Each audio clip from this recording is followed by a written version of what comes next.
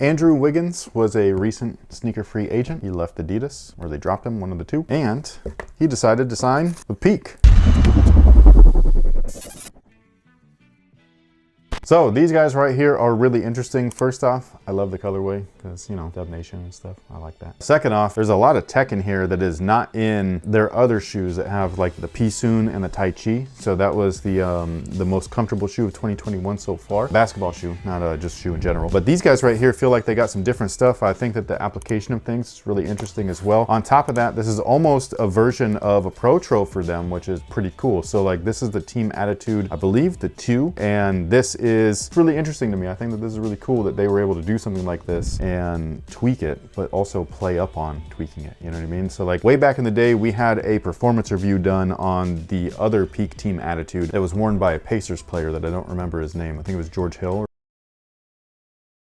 But we had done that a long time ago, and it was a shoe that had this shroud cover over it. And I think there was a shoe like that from Peak even before then. So this is just the newest version, but right here they play up on everything saying new era, same attitude, which I think is just kind of slick. Also, they remind me a little bit of the 34s right here in the back, how the 34 had the separate heel and then they attached to the back there. So it just reminds me of that a little bit. But I like all of the tweaks that they've done to it because I typically don't love textiles and ripstops and stuff like that. Like I love my leather shoes. However, I like when things are done in a way where I'm like, oh, that's really interesting. So like I like the way that they've done something like this. But first we're going to talk about the traction. The traction is different than the other Team Attitudes that we had seen in the past. These guys right here feature just some really tacky feeling rubber, and it also feels good enough for indoor and outdoor. From what I was told by the Peak rep is that these keep selling out in China every time they drop them. So I think that this might be one of their more popular shoes that they've had in a while. I don't know if that's because of Andrew Wiggins, which I doubt, no offense to him. I don't know if it's his connection with the Golden State Warriors. That kind of thing does work over there as far as like marketing goes. Or if it's because it's kind of a retro / Pro Tro of a popular model. Could be all three of those things, who knows? But yeah, the herringbone on here is multi-directional, and then we have some other areas that are not herringbone. And then we have some stuff down here that looks like the coral stuff that was on some of the other Tai Chi models. So it's a really interesting setup, and then we have that carbon fiber that you can see exposed right there in the midfoot. And then we have the cushion, which it says P pop-up. I don't know if that's the cushion itself, because it also says Tai Chi on here. I don't know what's going on. There might be a lot of stuff. They did say that this was the most advanced shoe that they've done cushion-wise. Yeah, this is just open cell foam. Yeah, so the way that they describe things, I'm trying to I don't know if it was like used with Google Translate, so like things are a little weird, but they said as far as the midsole technology goes, they used Tai Chi Adaptive System, which was used as the air sole on the back foot, which I mean, I don't see like an air unit or anything like that, so I don't know if there's like air in. I don't think so. But then they said that the forefoot is different, which is the P pop-up right there, and that is supposed to be a supercritical foam for spring back. So supposedly there's multiple technologies within this midsole. You might not be able to see all of them. What it looks like though is that it looks kind of like Boost. It looks like P-backs, so something that you would see in, man, like the JJ Watt shoe where it was in the back. Also the Puma All Pro, they had a little P-backs puck in the back. And so this looks like that, where it's kind of got that styrofoamy look. What I like though is that they were able to put some sort of color on there by putting splatter paint on there. And you guys know me, the Cement Force, the white Cement Force, that's like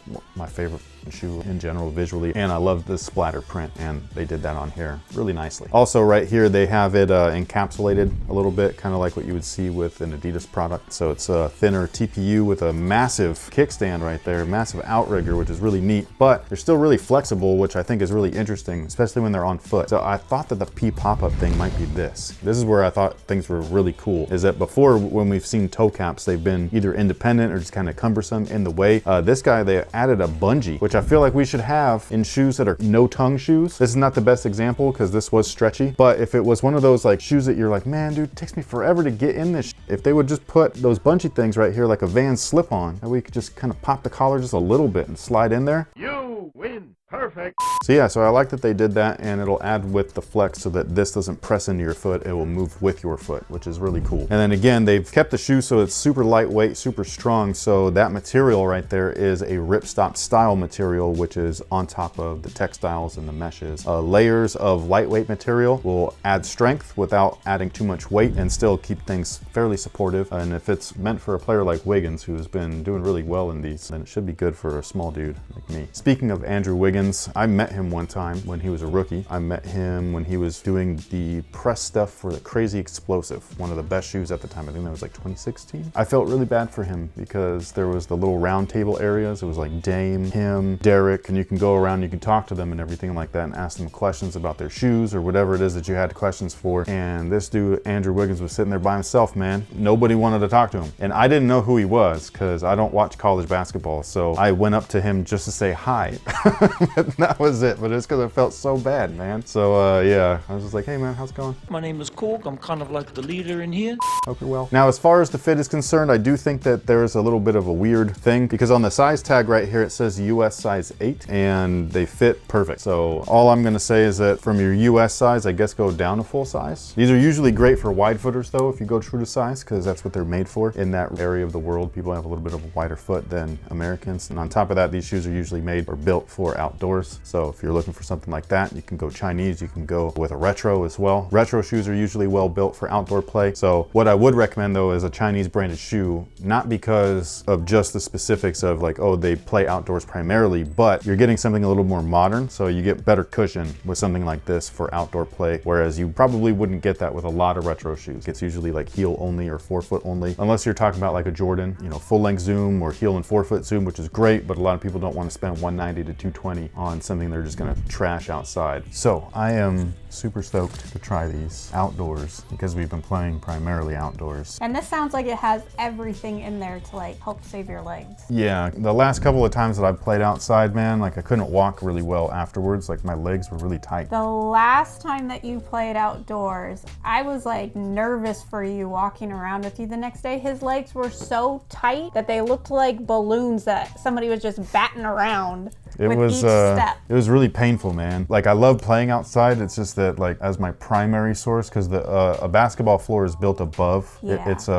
They're on like, it's hard to explain. They're hollow underneath. So there's like, sometimes you'll like bounce and there'll be a dead spot and like the ball won't come back, which sucks, but like, because it makes it look like you didn't dribble hard enough. It's not your fault, but it's easier on your legs. And so the concrete though, or the blacktop it's not forgiving. So like something like this is great for that. And even though I'm wearing high cushioned Nike shoes or whatever, sometimes, man, it's just not enough. So like the Cosmic Unities, I was playing in those in the PG5s and we were out there for like what you said, like 4 hours or something like that. And I couldn't walk for like 2 days, like really comfortably. Like I thought that my legs were going to explode. And this is with lots of stretching versus something like the Curry, which is really weird. So like the Curry, the Flow, like I didn't have issues. Same with the Puma All Pro. So like, I don't know what the deal is, but like, you know what I mean? Finding that balance. I guess. So yeah. So I'm just excited to try these out because the outdoor courts have been f***ing me up and I'm hoping that these can take it so that I don't have to, because yeah, I can't handle it anymore. But as far as visuals go, I know that you're not big into basketball shoes or anything like that. Does this remind you of anything? Does it look cool? Like, what do you think? So many things. There's so much going on. Start listing them off. Start listing them off. Okay, Russell Westbrook. The first one? Yes. Okay. And then it's kind of Kobe-esque right here. A little bit. It's also like the Yo, crossover. she's got mad knowledge right here. The crossover also, because the kickstand is so exaggerated. The crossover what? Crossover culture shoes. Okay. Sorry. I wasn't sure if you're talking about J crossovers. No.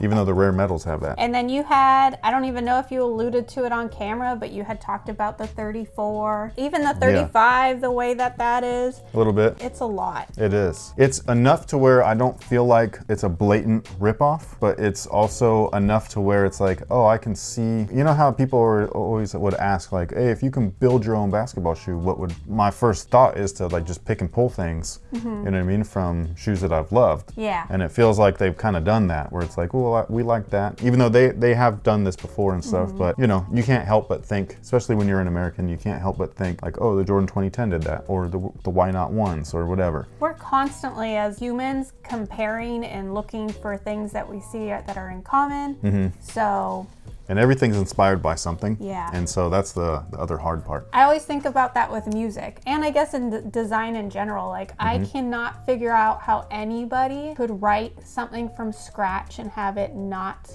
That's why they are real artists. I feel like people that do stuff like that, like, they're like incredible people. That's how I feel about shoe designers. Like, these guys come to the table, and even if you can pick and pull things, like the ones where you get something that's like jarring, right? And like, you're like, what the f Like David over at Brand Black does this all the time, where you're looking at it, you're like, what happened? You know what I mean? Yeah. And he's just like, I'm just trying to make you think. You know what I mean? Yeah. And like, you're just like, okay. And Tinker did it well, and Eric Avar did it well. Like, it's like some of these guys where you're just like, man, your brain must be like psychedelic, because I'm just like, I don't know how you come up with that. So yeah, I just think that it's really cool when you have like a real artist about something, whether it's music or movies or footwear design, fashion design, all that stuff. I'm just like, this is crazy, man. You guys are insane. But yeah, thank you so much for everything, and until next time, guys, have a good one.